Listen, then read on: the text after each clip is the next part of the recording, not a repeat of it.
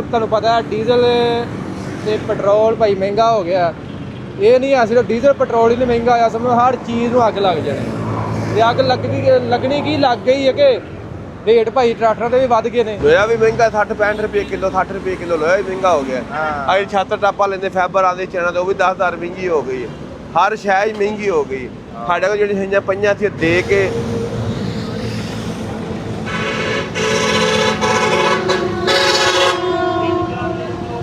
अस्सलाम वालेकुम दोस्तों, अपना चैनल पीके यूट्यूब चैनल च खुश आमदीद। अज काफ़ी देर बाद अपडेट देन लगे हैं तुहानू मार्केट की। बंदे आते जी मार्केट की अपडेट नहीं देंगे अजकल, तो अज की अपडेट देने वाली सी, तो मैं चलो दोस्तों नाल शेयर करिए। फिलहाल भाई मार्केट के रेट अप हो गए हैं, 50-50 हज़ार रुपया ट्रैक्टर का रेट बढ़ गया मार्केट के। फिलहाल कंपनी ने नहीं अजे रेट बढ़ाया, लेकिन मार्केट के रेट बढ़ गए हैं। जो ट्रैक्टर पहला 39,50,000 रुपये तक मिल रहा है, वो 41 तो क्रॉस कर गया काम, ठीक है ना।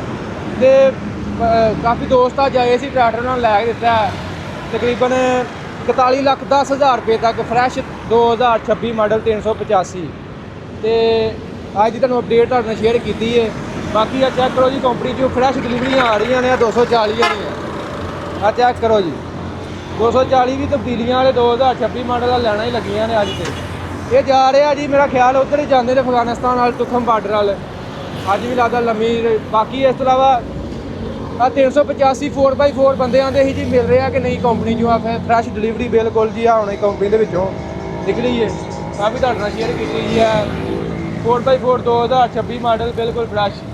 उधर 85 खड़े जे, इधर भी भाई 4x4 तो नालों नाल हुण होर डिलीवरी आ रही है, नालों नाल तुहानू दिखाने हैं किहड़ी आ रही है। तो मेन मकसद ये ही वीडियो के दसन का कि अज भाई मार्केट के आन चढ़ गया जे। तुहानू जिवें कि तुहानू पता है डीजल ते पैट्रोल भाई महंगा हो गया। ये नहीं है सिर्फ डीजल पैट्रोल ही नहीं महंगा होया, समझो हर चीज़ में अग लग जानी। तो अग लगनी की लग गई है कि रेट भाई ट्रैक्टर के भी वध गए ने। बहाना की बन रहा जी, लोहा महंगा होने लगा जिसकी वजह तू हर चीज़ हो तकरीबन 40 तो 45 रुपये लोहा महंगा हो गया। कंपनी जी है मिलर ट्रैक्टर मेरा ख्याल है हुण ट्रैक्टर की कीमतों में भी इजाफा हो जाएगा, जिवें मार्केट इजाफा होया समझ लो कि बुकिंग रेट भी इजाफा होना ही होना है। तो फिलहाल अगर जो कोई सोच रहा ट्रैक्टर लैन का, मेरा तो ख्याल नहीं कोई सोच रहा होएगा, क्योंकि बड़ी नवाज ने रझाता वा जमींदारों ग्रीन ट्रैक्टर दे के। फिर भी अगर कोई बजट रखता वा सोच रहा ट्रैक्टर लैन का, तो फिलहाल वो वास्ते अच्छा मौका है फिलहाल कि वो मार्केटों ट्रैक्टर खरीद सकता है। बाकी तुहानू मजीद मार्केट अपडेट देने कि सूरत हाल चल रहा है। लो जी, बाकी भाई रियाज को पूछते हैं जी की सूरत हाल है मार्केट से। अस्सलाम वालेकुम जी। वालेकुम सलाम भाई रियाज की सूरत हाल सुनन च रेट वध गए ने। सूरत हाल वीर की है, जो पिसदा है जिमीदारी पिसदा है। हुण जो रेट वधिया ना, तेल लग रहा टैंकी च तेल पै गया है, उनका रेट होर सी। ਜਿਹੜਾ ਨਿਊਜ਼ਲ ਦੇ ਵਿੱਚ ਪਿੱਛੇ ਰਹਿ ਗਿਆ ਨਾ, ਉਦੋਂ ਟਾਈਮ ਬੰਦ ਕਰ ਦਿੱਤੇ ਭਾਈ, ਨਵਾਂ ਰੇਟ ਤੇ ਤੁਸੀਂ ਦਿੰਦੇ ਆ।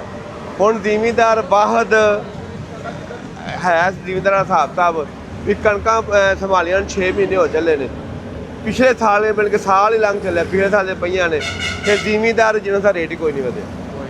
ਜਿਹੜੇ ਆਲੂ ਨੇ ਉਹ ਵੀ ਦਲੀਲ ਹੋ ਗਏ, ਅੱਗੋਂ ਡੀਜ਼ਲ ਮਹਿੰਗਾ, ਖਾਦ ਮਹਿੰਗੀ, ਬੀ ਮਹਿੰਗਾ, ਮਸ਼ੀਨਰੀ ਜਿਹੜੀ ਉਹ ਵੀ ਮਹਿੰਗੀ। ਟਰੈਕਟਰ ਵੀ ਹੁਣ 60-65 ਹਜ਼ਾਰ ਰੁਪਇਆ ਮਹਿੰਗਾ ਹੋ ਗਿਆ। 60-65 ਹਜ਼ਾਰ ਮਹਿੰਗਾ ਹੋ ਗਿਆ। ਤੇ ਜਿੰਦੇ ਕੋਲ ਚੀਜ਼ ਹੈ ਉਹਦਾ ਰੇਟ ਹੈ, ਜਿੰਦੇ ਕੋਲ ਹੱਥੋਂ ਨਿਕਲ ਜਾਣੀ ਹੈ ਉਹਦਾ ਰੇਟ ਉਸੇ ਟਾਈਮ ਖਤਮ ਹੋ ਜਾਣਾ। ਲੋਹਾ ਮਹਿੰਗਾ ਹੋ ਗਿਆ ਕਿ ਲੋਹਾ ਵੀ ਮਹਿੰਗਾ 60-65 ਰੁਪਏ ਕਿਲੋ, 60 ਰੁਪਏ ਕਿਲੋ ਲੋਹਾ ਵੀ ਮਹਿੰਗਾ ਹੋ ਗਿਆ। ਅੱਜ ਛੱਤ ਟਾਪਾ ਲੈਂਦੇ ਫਾਈਬਰ ਆਉਂਦੇ ਚੈਨਾਂ ਤੇ ਉਹ ਵੀ 10,000 ਮਹਿੰਗੀ ਹੋ ਗਈ ਹੈ। ਹਰ ਸ਼ੈ ਹੀ ਮਹਿੰਗੀ ਹੋ ਗਈ। ਸਾਡੇ ਕੋਲ ਜਿਹੜੀ ਹਈਆਂ ਪਈਆਂ ਸੀ ਦੇ ਕੇ ਤੇ ਅਸੀਂ ਕਰਕੇ ਫਿਰ ਵੀ ਬੈਠੇ ਹਾਂ, ਨਹੀਂ ਕੋਈ ਗੱਲ ਨਹੀਂ। ਸਾਡੇ ਕੋਲ 10-15 ਛੱਤਾਂ ਨੇ ਜਾਂ ਹੱਲਾਂ ਨੇ ਦੇ ਕੇ ਤੇ ਫਿਰ ਬਾਅਦ ਅਸੀਂ ਨਵੇਂ ਲਿਆ ਕੇ ਨਵੇਂ ਰੇਟ ਦੇ ਵਿੱਚ ਗਏ। ਜਿਨ੍ਹਾਂ ਕੋਲ ਪਈਆਂ ਸੀ ਉਹਨਾਂ ਦਾ ਜਨਾਬ ਉਸੇ ਟਾਈਮ ਹੀ ਰਾਤ ਨੂੰ ਸੁੱਤੇ ਨੇ ਤੇ ਸਵੇਰੇ ਜਿਹੜਾ ਮਾਲੂ ਡਬਲ ਹੋ ਗਿਆ।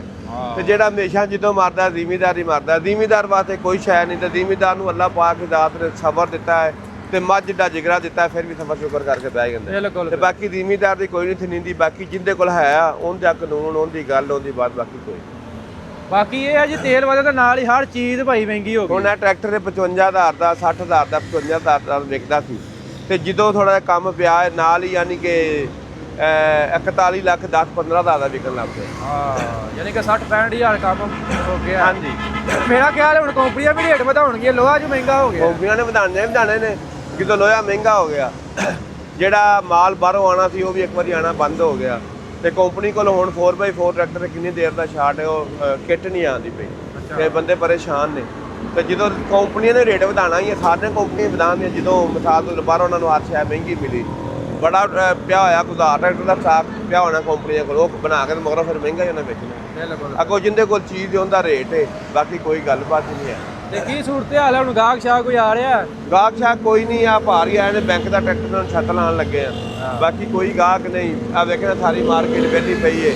ਆ ਜਿਹੜੇ ਕੋਈ ਬੈਂਕਾਂ ਬੁੱਕਾਂ ਦੇ ਟਰੈਕਟਰ ਨੇ ਉਹ ਹੀ ਮਿਲਦੇ ਪਏ ਨੇ, ਬਾਕੀ ਕੈਸ਼ ਵਾਲਾ ਕੋਈ ਨਹੀਂ ਵਿਕਦਾ ਪਿਆ। ਕੰਪਨੀ ਤੋਂ ਤੇ ਅੱਜ ਵਾਵਾ ਡਿਲੀਵਰੀਆਂ ਮਿਲ ਰਹੀਆਂ। ਡਿਲੀਵਰੀਆਂ ਮਿਲਨੇ ਪਏ 240 ਧਰਨੀ ਦੇ ਟੱਗੇ ਨੇ, ਇਹ ਸਾਰੇ ਅਫਗਾਨਿਸਤਾਨ ਜਾਣੇ ਨੇ। ਅੱਛਾ। ਤੇ ਜਿਹੜੇ ਆ 85 ਨੇ ਆ ਕੁਟਾਵਾਂ ਟਾਵਾਂ ਖੜੇ ਨੇ, ਇਹ ਜਿਹੜੇ ਟਰੈਕਟਰ ਨੇ ਇਹ ਸਾਰੇ ਬੈਂਕ ਬੁੱਕ ਵਾਲੇ ਨੇ, ਬੈਂਕਾਂ ਵਾਲੇ ਚਲੇ ਜਾਂਦੇ ਨੇ। ਬਾਕੀ ਕੋਈ ਮਾਰਕੀਟ ਅੱਗੇ ਹਾਲਾਤ ਕੋਈ ਨਹੀਂ ਹੈਗੇ, ਰਹਿੰਦੀ ਕਸਰ ਹੋਰ ਨਿਕਲ ਗਈ। ਹੁਣ ਤੇ ਭਾਈ ਕਿਰਾਇਆ ਪੱਲਿਓ, ਬਿੱਲ ਪੱਲਿਓ, ਵਰਕਰਾਂ ਨੂੰ ਤਨਖਾਹ ਪੱਲਿਓ, ਜੋ ਹਾਲਾਤ ਹੋ ਗਏ ਤੇ ਬਾਕੀ ਹੁਣ ਨਾ ਛੱਡ ਸਕਣੇ ਨਾ ਕਰ ਸਕਣੇ। ਬਹੁਤ ਜ਼ਿਆਦਾ ਪਰੇਸ਼ਾਨੀ ਹੋਈ ਪਈ ਹੈ, ਬਹੁਤ ਜ਼ਿਆਦਾ ਪਰੇਸ਼ਾਨੀ ਹੋਈ ਪਈ। ਜਿਹੜੇ ਕੋਈ ਬਾਹਰ ਅੰਦਰ ਗਏ ਨੇ ਉਹ ਕੋਈ ਟਰੈਕਟਰ ਲੈਂਦੇ ਹੁੰਦੇ ਨੇ ਵੀ ਸਿੱਟੇ ਮਰੋੜ ਕੇ ਕੋਈ ਟਰੈਕਟਰ ਲੈ ਲਓ ਜਾਂ ਮੂੰਜੀ ਗਾ ਕੇ ਪੈਸੇ ਲੈ ਲਓ, ਉਹ ਸਿਸਟਮ ਕੋਈ ਨਹੀਂ ਹੈ, ਉਹ ਖਤਮ ਹੋ ਗਿਆ। ਤੇ ਹੁਣ ਜਿੱਥੇ ਹੁਣ ਹਿਸਾਬ ਹੋ ਗਿਆ ਨਾ, ਕੰਮ 6 6.5 ਹਜ਼ਾਰ ਨੂੰ ਕਣਕ ਮੂੰਜੀ ਵਿਕੇ ਤੇ ਫਿਰ ਜਾ ਕੇ ਗੁਜ਼ਾਰਾ ਚੱਲਣਾ ਹੈ। ਤੇ ਠੇਕੇ ਵਾਲੇ ਬੰਦਾ ਠੇਕਾ ਚੁੱਕ ਕੇ 1.5 ਲੱਖ ਤੋਂ 2 ਲੱਖ ਤੇ 2 ਲੱਖ ਤੋਂ 2.5 ਲੱਖ ਤੋਂ 3 ਲੱਖ ਠੇਕਾ ਪੜ ਗਿਆ ਸੀ। ਤੇ ਹੁਣ ਬੰਦੇ ਵਿੱਚੇ ਟਰੈਕਟਰ ਛੱਡ ਕੇ ਵਿੱਚ ਛੱਡ ਕੇ ਨੱਥਣ ਡਏ ਨੇ, ਠੇਕਾ ਹੀ ਨਹੀਂ ਪੂਰਾ ਹੁੰਦਾ। ਦੀਮਦਾਰ ਕਿਹੜੇ ਪਾਸੇ ਜਾਵੇ? ਬਿਲਕੁਲ ਬਿਲਕੁਲ। ਬਾਕੀ ਜੀ ਹਾਲਾਤ ਬਹੁਤ ਖਰਾਬ ਹੋ ਗਏ ਨੇ, ਤੇਲ ਵਧਣ ਦੇ ਨਾਲ ਹੀ ਸਮਝ ਲਓ ਕਿ ਇੱਕ ਦਫਾ ਮਹਿੰਗਾਈ ਦਾ ਬਹਿਰਾਨ ਆ ਗਿਆ ਦੁਬਾਰਾ ਫੇਰ ਪਾਕਿਸਤਾਨ ਦੇ ਵਿੱਚ। ਤੇਲ ਕਿਤੇ ਖਤਮ ਹੋ ਗਿਆ। ਆ ਵੇ ਟੈਂਕਰਾਂ ਦੇ ਟੈਂਕਰ ਪਰ ਤੇਲ ਦੇ ਜਾਂਦੇ ਨੇ, ਹਰ ਸ਼ਹਿਰ ਹੀ ਆਇਆ। ਹਾਂ ਠੀਕ ਹੈ ਕਿ ਨਹੀਂ? ਇਹ ਨਹੀਂ ਵੀ ਕੋਈ ਸ਼ਹਿਰ ਨਹੀਂ, ਹਰ ਸ਼ਹਿਰ ਹੀ ਆਇਆ। ਹੁਣ ਬਾਲ ਸਕੂਲੇ ਕਹਿੰਦੇ ਮਹੀਨਾ ਹੋ ਗਿਆ ਘਰ ਬੈਠੇ ਨੇ, ਤੇਲ ਨਹੀਂ ਹੈਗਾ, ਤੇਲ ਨਹੀਂ ਹੈਗਾ। ਬਾਕੀ ਜਿੱਧਰ ਜਿਹੜਾ ਮਰਜ਼ੀ ਪ੍ਰੋਟੋਕੋਲ ਕੋ ਜਾਣਾ ਪਾ 100 ਗੱਡੀ ਲਗਾ ਜਾਂਦਾ ਰੌਲਾ, ਕੋਈ ਤੇਲ ਹਰ ਸ਼ਹਿਰ ਹੈਗੀ ਹੈ। ਬਸ ਐਵੇਂ ਆਵਾਮ ਨੂੰ ਪਰੇਸ਼ਾਨ ਕਰਨ ਵਾਲੀ ਗੱਲ ਹੈ। ਤੇ ਜਿਨ੍ਹਾਂ ਕੋਲ ਹੈ ਆ ਉਹਨਾਂ ਨੂੰ 1000 ਰੁਪਏ ਨੂੰ ਲੀਟਰ ਤੇਲ ਮਿਲੇ ਨਾ, ਉਹਨਾਂ ਉਹ ਲੈ ਕੇ ਪਾਣਾ ਹੈ। ਤੇ ਜਿਹੜਾ ਮਾੜਾ ਬੰਦਾ ਉਹਦੇ ਕੋਲ ਸਕੂਟਰ ਤੇਲ ਪਵਾਉਣ ਜੋਗੇ ਪੈਸੇ ਨੇ, ਨਾਲ ਬੱਚੇ ਨੇ, ਨਾਲ ਲੈ ਕੇ ਜਾਂਦੇ ਨੇ, ਤੇਲ ਜੋਗੇ ਪੈਸੇ ਕੋਈ ਨਹੀਂ। ਹੁਣ 500 ਤੇ ਪਤਾ ਨਹੀਂ 10-12 ਰੁਪਏ ਲੀਟਰ ਕਿਹੜਾ ਬੰਦਾ ਤੇਲ ਲੈ ਕੇ ਪਾਵੇ? ਬਿਲਕੁਲ। ਹੁਣ ਇੱਕ ਬੰਦੇ ਦੀ 1000-1200 ਦਿਹਾੜੀ, ਉਹ ਤੇਲ ਪਵਾਵੇ ਮੋਟਰਸਾਈਕਲ 'ਤੇ, ਜਾਂ ਉਹ ਘਰ ਦੇ ਖਰਚੇ ਕਰੇ ਜਾਂ ਕੋਈ ਕੰਮ ਕਰੇ, ਕਿਹੜੇ ਪੈਸੇ ਜਾਵੇ? ਹਮੇਸ਼ਾ ਜਦੋਂ ਮਰਦਾ ਮਾੜਾ ਹੀ ਮਰਦਾ, ਤਕੜੇ ਨੂੰ ਕੋਈ ਟੈਨਸ਼ਨ ਨਹੀਂ। 1000 ਦਾ ਲੀਟਰ ਤੇਲ ਉੱਪਰੋਂ ਲੈ ਕੇ ਪਾਣਾ ਹੀ, ਕੋਈ ਟੈਨਸ਼ਨ। ਠੀਕ ਹੈ ਕਿ ਨਹੀਂ? ਤੇ ਬਾਕੀ ਅੱਗੇ ਜ਼ਿਮੀਦਾਰ ਚੰਗੀ ਪੈਲੀ ਬਣਾ ਠਾ ਕੇ ਬੀਜਦੇ ਸੀ, ਹੁਣ ਕਿਥੇ ਉਹ ਵੀ ਕੋਈ ਨਹੀਂ ਬੀਜਣੀ ਚੱਜ ਸਵਾਦ। ਚੰਗੀ ਪੈਲੀ ਵਗੀ ਹੋਵੇ, ਚੰਗਾ ਬੀਜ ਪਵੇ ਤਾਂ ਚੰਗੀ ਉਸ ਹੋਵੇ। ਜੇ ਪੈਲੀ ਨਾ ਤੁੰਨ ਕੇ ਵਗੀ ਤਾਂ ਕਿੱਥੋਂ ਹੋਣਾ ਸਾਥ? ਤੇ ਚਲੋ ਜੀ, ਅੱਲਾਹ ਪਾਕ ਜ਼ਿਮੀਂਦਾਰ ਦੇ ਹਾਲਾਤ ਬਿਹਤਰ ਕਰੇ, ਰਹਿਮ ਕਰੇ। ਅੱਗੋਂ ਕਟਾਈ ਦਾ ਸੀਜ਼ਨ ਸ਼ੁਰੂ ਹੈ ਤੇ ਅੱਲਾਹ ਪਾਕ ਹੁਣ ਜਿਵੇਂ ਤੁਹਾਨੂੰ ਪਤਾ ਤੇਲ ਵੱਧ ਗਿਆ ਤੇ ਕਟਾਈਆਂ ਦੇ ਵੀ ਰੇਟ ਵੱਧ ਗਏ ਹੋਣੇ। ਜ਼ਿਮੀਂਦਾਰ ਨੂੰ ਕੀ ਬਚਣਾ? ਬੱਚੇ ਕੁਝ ਵੀ ਨਹੀਂ ਬਚਣਾ, ਕੁਝ ਨਹੀਂ। ਜ਼ਿਮੀਂਦਾਰ ਦਾ ਅੱਲਾਹ ਹੀ ਹਾਫਿਜ਼ ਹੈ। ਅੱਲਾਹ ਇਸ ਸਪੁਰਦੀ ਪੈਲੀ 'ਚ ਬੀਜ ਪਾਉਂਦਾ ਤੇ ਅੱਲਾਹ ਦੀ ਸਪੁਰਦੀ ਕੰਮ ਕਰਦਾ ਹੈ। ਤੇ ਬਾਕੀ ਹੁਣ ਜਿਹੜੇ ਜ਼ਿਮੀਂਦਾਰ ਦੇ ਹਾਲਾਤ ਨੇ ਨਾ, ਉਹ ਇੱਥੇ ਆ ਗਏ ਨੇ, ਖਤਮ ਹੋਏ ਪਏ ਨੇ ਸਾਹ। ਜਿਹੜੇ ਕੁ ਚਾਰ ਹੈਗੇ ਨੇ ਉਹ ਆਂਦੀ ਵਾਰੀ ਮੁੱਕ ਜਾਣੇ ਨੇ। ਚਲੋ ਜੀ, ਅੱਲਾਹ ਪਾਕ ਖੈਰ ਕਰੇ। ਬਾਕੀ ਇਨਸ਼ਾਅੱਲਾ ਮਿਲਾਂਗੇ ਨੈਕਸਟ ਵੀਡੀਓ 'ਚ।